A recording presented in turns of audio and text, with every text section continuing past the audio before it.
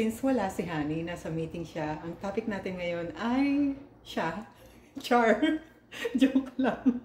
Ang topic natin ay what are the 10 things I cannot live without here in the US since I'm born and raised in the Philippines or was born and raised in the Philippines. Ano yung 10 bagay na hindi ko kayang wala sa akin dito sa Amerika? Let's start na! So, hindi ko pagsusunod-sunod rin simula sa pinaka-importante hanggang sa huli guys kasi very raw tong video ko. Walang ano-ano, naisip ko lang bigla. Ang unang-una kong naisip ay foods, na Filipino foods. Kasi nung bago ako dito, yung mga isda, diba dito, puro salmon, codfish, etc. Ano pa ba? Yung mga seafoods dito, sobrang different, like swordfish. Sobrang iba sa mga seafood sa atin, iba sa mga isda sa atin. Ako sobrang mahilig ako sa isda nung sa Pilipinas pa ako nakatira. Hindi ako masyadong mahilig sa karne nung nasa Pilipinas. Tapos hindi ako mahilig sa junk foods. Pero nandito na ako sa US. Pupunta kami sa Filipino store ni Honey. Sa Quincy. Malapit na rin siya sa Boston. So medyo malayo from us. Like 45 minutes drive. Para lang bumili ng supplies ko, like data puti toyo, suka, pang adobo, tapos mga chichirya Filipino, piatos, oishi, etc. Mga frozen foods like embutido, kasi aminado ako, hindi ako magaling magluto. So yung adobo, medyo expert na ako dyan dito. Yung chicken adobo and pork adobo. Yung chicken, kumakain si Honey. Yung pork adobo, hindi. Kasi si Honey, si Michael, very healthy lifestyle. Ano talaga siya, pagdating ko dito, mahilig siya magluto, maasikaso sobra si Michael. Ang palagi niya niluluto, baked seafoods, like baked salmon with something, almond crusted salmon, haddock, swordfish. Nung bago pa lang ako, uy, ang sarap, yummy. Kasi mga hindi araw-araw na kinakain ko sa Philippines. Tapos nung mga 3 weeks, 1 month na ako dito, parang hindi ko na sila malunok kasi everyday ganyan, plus fruits, all types of berries kasi yung napaka-common dito sa US ng berries, right? Raspberries, blackberries, blueberries, and I really love raspberries and blackberries. Tapos ngayon, parang ano na lang sila sa akin, deadman na lang.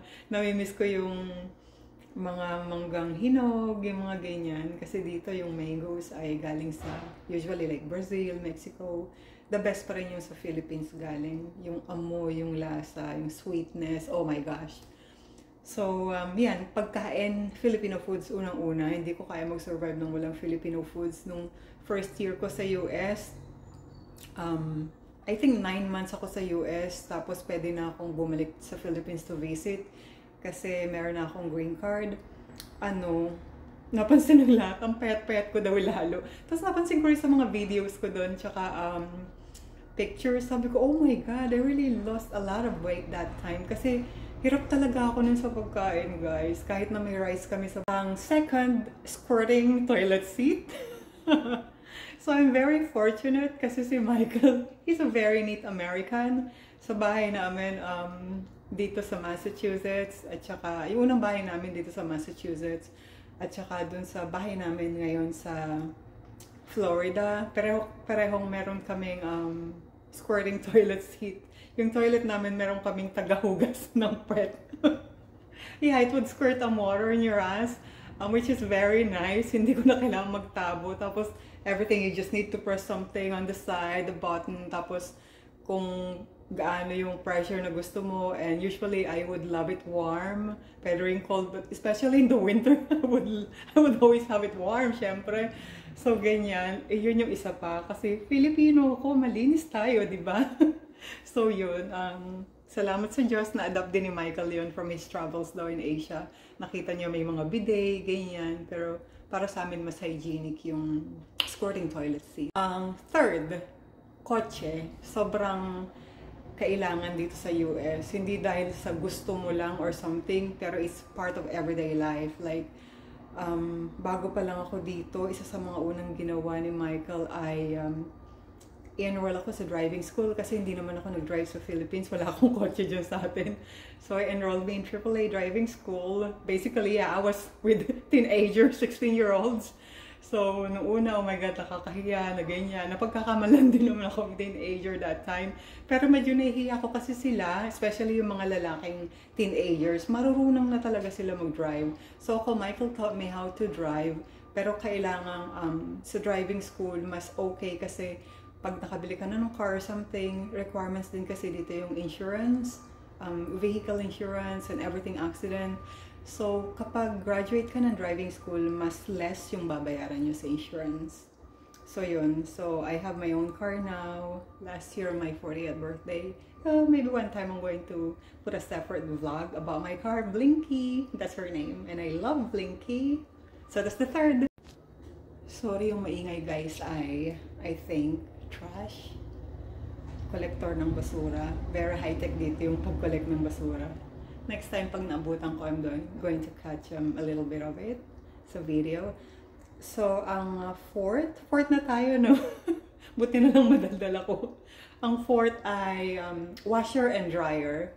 Sobrang necessity rin kasi, di ba kahit naman sa atin. Dito kasi hindi uso yung mano-mano. I don't mind doing the manual. I don't know, dito sa US, ang daming lahat ng bagay, part of everyday life, even the microwave, even the oven. Di ba sa atin, okay lang kahit walang microwave, okay lang kahit walang oven. So dito, very common na yun sa kanila. So washer and dryer, usually they come together. At kami ni Michael, syempre mag-asawa, we wash our clothes together. Noong una, I'm like, oh my God, I like to have my clothes done alone. Parang gusto ko separate sa damit ni Michael, tapos gusto kong separate ko lalaban yung underwear, pero masyadong maaksaya. So, nasanay na rin ako since 2 years na ako dito. So, yun, washer, dryer, fourth, part of life. Fifth, rice cooker. So, okay lang, kahit walang rice cooker, marunong ako magsaing. Pero since nasa US tayo, may rice cooker. Parang napakadali naman magka-rice cooker. Tapos, swerte ako pagdating ko dito, meron akong small rice cooker. Kasi niregaluhan si Michael prior ako dumating dito ng anak niya ng rice cooker. Kasi sabi niya pagdating ko daw, I'm sure, she was sure na I would love to have rice. So very, very sweet nung bata na yun. Ashley. She's not a kid. I mean, she's like 23, 24. But very, very nice yung mga anak ni Honey. So, rice cooker, kasi rice is life. Every day I eat rice like 3 times a day. Especially breakfast. Hindi ako mag-rice kasi parang nangihina ako pag hindi ako kumain ng kanin. Tapos like, mga sandwiches or salad. Si Honey, ganun yung palaging kinakain niya. Sandwich, salad. Kumakain din siya ng rice minsan. Very rare, very seldom. Pero ako, meron kaming isang sakong bigas. 25 pounds lang naman ata yung laman nun. So, binibilhan ako ni Michael nun sa membership shopping dito ng rice all the time. Tapos, hindi kayo maniniwala, pero si Michael yung nagsasaing. Marunong talaga siya at mas magaling pa nga yata siya magsaing sa akin. All the time, he would make me rice pag ubos na. Tapos, yung gagawin lang namin, yung natira, lalagay namin sa container, like microwavable container, then would put it in the fridge.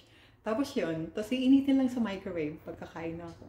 That's it. Cellphone, syempre, cellphone hindi pwedeng wala. Kasi communication sa Philippines, most especially sa family and friends. Tapos dito sa US, communication din with your family here. Tapos yung mga documents ko, especially still doing a lot of paperwork para sa soon citizenship, let's see. Yan, lahat kailangan meron kang phone number. Tapos when you open a credit card and everything, social security, they need your phone number. So everything's attached to your phone number, even when you log into your email or everything here. Phone number talaga. Tapos even pag nag-groceries ka for the rewards or something, they ask for your phone number and then you put in there. Automatically you get points. So cell phone, number 6. 7, hair dryer. Alam kong yung hair ko ay hindi kagandahan. Pero, lalo na ngayong palaging gumagamit ng hair dryer kasi, especially sa winter, napaka-common dito, no? Mas gusto ko pa rin magpatuyo in front of electric fan ng buhok. Kaya lang, ang electric fan namin ni Michael is very small lang. Napakaliit lang niya, na parang Pag lang gusto namin na may circulating na air, like na malapit sa amin pag natutulog kami. So, ay number 8, pero hindi ibig sabihin panghuli siya sa lista ko, ay blanket. Well, kahit sa Pilipinas, kahit napakainit palagi ako nakakumot. So, lalo na dito sa US, especially during the autumn or fall season, and of course, winter. At kahit summertime and spring pa yan, lagi pa rin ako may kumot. Sabi nga ni Michael, hindi rin ba ako naiinitan? I'm like, no, I really couldn't sleep kapag walang blanket. Number 9, bottled water. It's a little rare, pero dito sa US ay like yung fridge, meron na rin silang, usually like yung fridge namin, meron kaming sariling ang tawag doon, water dispenser na attached sa fridge na. Di ba meron din sa atin yan? Pero feeling ko kasi hindi siya malinis, even though yung filter is clean or whatever. Maarte lang yung sikmura ko. At saka hindi kasi ako malakas uminom ng tubig eh. So, gusto ko may bottled water ako all the time kasi doon lang ako nakakainom ng tubig ng maayos. And number 10, migraine meds. I'm still a chronic migraine sufferer here in the US. So, palagi akong may migraine medicines sa Philippines. Nahiyangan ko yung Saridon. Dati I was taking all kinds, yung mga, nakalimutan ko na yung pangalan ng mga meds na tinitake ko sa migraine na talagang prescribed pa from my neurologist sa Philippines. Tapos eventually, parang siguro yung immunity ko, tapos nahiyang ako sa Saridon. Tapos dito sa US, since walang ganyan, ang nahiyangan ko dito, when I go to Walgreens pharmacy, yung Walgreens brand na migraine relief meds, yun, capsules siya. Tapos yung Midol din, okay din sa akin. Pero usually yung Walgreens relief, migraine, something, yun yung pinakanahiyangan ko. Yung Excedrin magaling din siya, kaya lang sobrang masakit sa tiyan. So acidic kasi ako eh, kaya siguro ganun yung reaction ng tiyan ko sa Excedrin, so I stopped taking it. But it's also very effective. So that's my number 10. And guys, those are the 10 things I couldn't live without here in the US. Marami pa siguro, pero yun yung mga basic na based on my observation. Unang-una talaga Filipino foods, at syempre yung communication natin sa family and friends sa Philippines, yung pinakamahalaga. So bye guys, thanks for watching this very essential vlog. Thanks.